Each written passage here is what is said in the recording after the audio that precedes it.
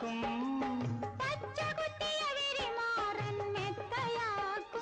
നിന്റെ പിച്ചകപ്പൂമേനി ഞാൻ സ്വന്തമാക്കും.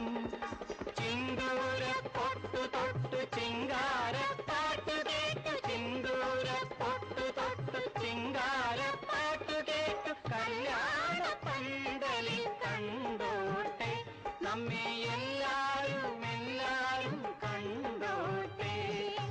മുല്ലപ്പും പല്ലിലോ മുക്കൂറ്റിക്കവിളിലോ അല്ലിമലർമിഴിയിലോ ഞാൻ മയങ്ങി.